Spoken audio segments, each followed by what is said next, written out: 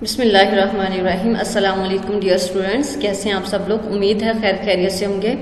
ہمارا آج کا لیکچر ہے ایوب خان کا دور 1958 to 1969۔ ہم اس لیکچر میں کیا پڑھیں گے؟ ہم اس لیکچر میں یہ پڑھیں گے کہ ایوب خان کا دور کیسے شروع ہوا، یہ کون تھے، کون سی ایسی ضروریات کے پیش نظر انہیں مارشل لا لگانا پڑا، اور ان کے دور میں دستور سازی میں کس قسم کی رکاوٹیں آئیں۔ ایوب خان کا دور 1958 میں سٹارٹ ہوتا ہے اور 1969 میں اس کا اینڈ ہو جاتا ہے۔ جنرل ایوب خان کے مارشل لا 27 اکتوبر 1958 کے اہم اسباب درج ذیل تھے۔ سیاسی قیادت کا فقدان، جیسا کہ آپ پڑھ چکے ہیں پیچھے بھی، قائد اعظم محمد علی جناح، نوابزادہ لیاقت علی خان، ان کے انتقال کے بعد سیاسی قیادت کا فقدان ہونا پیدا ہو گیا تھا۔ تو اس چونکہ ملک نوزائیدہ ملک تھا، نیا نیا ملک بنا تھا، تو اور اوپر سے قیادت کا بھی بحران آ گیا، جس کی وجہ سے ملک کو ایگزسٹ کرنے کے لیے شدید محنت کی ضرورت تھی، لیکن اس کے لیے مشکلیں پیدا ہونا شروع ہو گئی تھیں۔ ہم اس کی ڈیٹیل دیکھ لیتے ہیں۔ 14 اگست 1947 کو پاکستان کا قیام بر صغیر کے کروڑوں مسلمانوں کی تاریخ ساز جدوجہد اور مسلم رہنماؤں کی بے لوث قیادت کا نتیجہ تھا۔ مگر بدقسمتی سے قیام پاکستان کے ایک سال بعد بانیہ پاکستان قائد اعظم محمد علی جناح کا انتقال ہو جاتا ہے، اور 1959 میں قائد ملت لیاقت علی خان کا کمپنی باغ میں خطاب کرتے ہوئے گولی مار کر شہید کر دیا جاتا ہے۔ اس طرح آزادی کے فوراً بعد ہی نوزائیدہ ملک قائد اعظم اور لیاقت علی خان جیسے بے وطن مدبر اور دور اندیش رہنماؤں سے محروم ہو گیا۔ اب ہوا یقین قائدان کے رخصت ہو جانے کے فوراً بعد ہی پاکستان میں اہل سیاسی قیادت کا بحران پیدا ہو گیا۔ اب ملک کی باغ دوڑ ایسے لوگوں کے ہاتھوں میں آ گئی، ایسے قائدین کے ہاتھوں میں آ گئی جو مطلوبہ قومی وحدت تو پیدا نہ کر سکے، البتہ اپنی ذاتی جو خواہشات کے مطابق اس ملک کو چلانے لگے۔ نہ تو وہ لوگ قومی وحدت کو پیدا کر سکے، اور نہ ہی صوبائی لسانی اور معاشی بحرانوں پر ہی قابو پا سکے۔ چونکہ ملک نیا نیا بنا تھا، ان چیزوں پہ قابو پانا بہت ضروری تھا، لیکن ان کی توجہ یہاں سے ہٹ چکی تھی اور ان کی اپنی ہی ذات کی طرف توجہ مرکوز ہو چکی تھی، جس کی وجہ سے سیاسی قیادت کا بحران ہو گیا۔ انتخابات کا التوا، یعنی الیکشنز کو ڈیلے ہی کیا جانے لگا۔ کیوں کیا جانے لگا؟ اس میں یہ ہے کہ پاکستان کو سیاسی بحران سے دور کرنے کا ایک اہم سبب انتخابات کا التوا تھا۔ ابتدا میں ملک میں عام انتخابات منعقد نہ ہوئے، صرف صوبوں میں باری باری انتخاب کروائے گئے۔ 1956 کا دستور منظور ہونے کے بعد یہ توقع تھی کہ ایک سال کے اندر انتخابات منعقد کیے جائیں گے، لیکن 1957 میں متوقع انتخابات کو 1959 تک ملتوی کر دیا گیا۔ جب بھی کسی ملک کو ایک خاص مقام پہ لے کر آنا ہوتا ہے، تو اس کے لیے ضروری ہوتا ہے کہ وہاں کوئی ایسا نظام قائم کیا جائے جس نظام کے تحت اس کے اندر کام کیا جائے اور پھر ملک کو آگے سے آگے لے جایا جائے۔ اب اس کے لیے ضروری تھا کہ انتخابات کروا دیے جاتے، اور انتخابات کے دوران دیکھ لیا جاتا کہ کون سا رہنما چنا جاتا ہے، اور اس وقت پھر ان کی ذمہ داری ہوتی ہے کہ اس ملک میں کس طرح سے کام کرنا ہے۔ لیکن یہاں انتخابات ہی ڈیلے ہوتے چلے گئے۔ 1957 میں ہونے والی انتخابات 1959 تک ملتوی ہو گئے، تو یہ ایک بہت بڑا ڈرا بیک تھا۔ نوکر شاہی کا کردار، یعنی رول آف بیوروکریسی۔ قیام پاکستان کے بعد ملک میں جمہوریت کو ناکام کرنے میں بیوروکریسی نے بھی کردار ادا کیا۔ گورنر جنرل غلام محمد سکندر مرزا اور چودھری محمد علی کا تعلق بھی سول سروس سے تھا۔ مجموعی طور پر نوکر شاہی نے غیر ذمہ دارانہ رویے کا اظہار کیا۔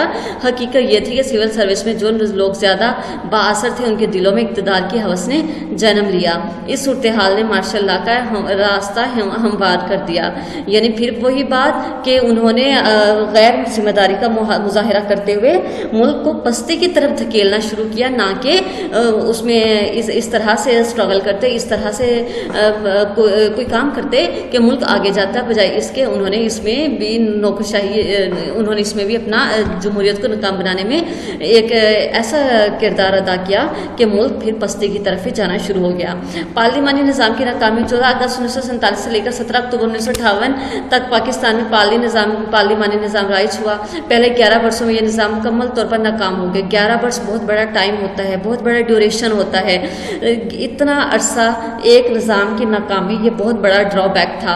पार्लिमानी निज़ाम की नाकामी का अंदाज़ा इस बात से लगाया जा सकता है कि इन 11 वर्षों में 4 गवर्नर जनरलों के तहत 7 वजारतें तश्कील दी गई, जबकि एक वजारत का दौरानिया 5 साल होता है।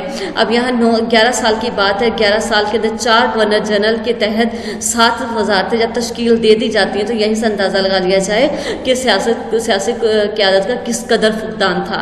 इनमें मिस्टर आई चंद्रीगर की वजारत मुख्तसर तरीन थी, जो सिर्फ 2 माह तक चल सकी। सियासी अदम इस्तेहकाम के नतीजे में मुल्क मुआशी और सियासी बहरान का शिकार हुआ और इन हालात से मार्शल लॉ के नफाज की हौसला अफजाई हुई। यहाँ मैं ये बताती चलूँ मार्शल लॉ क्या होता है। किसी भी जो पहले से हुकूमत मौजूद होती है उस हुकूमत को आर्मी आकर ख़त्म कर देती है और सारा इंतज़ाम आर्मी के अंडर हो जाता है। आर्मी उसको अपने अंडर ले लेती है, मुल्क की बागडोर सारी वो संभाल लेती है और इस जो दूसरी हुकूमत होती है मुकम्मल तौर पे पसे पुश्त चली जाती है। इसको हम मार्शल लॉ कहते हैं। जब इस तरह की सिचुएशन देखी तो अयूब खान चूँकि जनरल थे उस वक्त अपने दौर के, तो उन्होंने वो हुकूमत को ख़त्म करके मार्शल लॉ लगा दिया और इस तरह दस्तूर साजी में मुसलसल रुकावट ये हुई कि पाकिस्तान और भारत दोनों ही एक वक्त में आज़ाद हुए। आपको पता है 14 अगस्त 1947 पाकिस्तान का आज़ादी का वक्त और 15 अगस्त 1947 भारत का।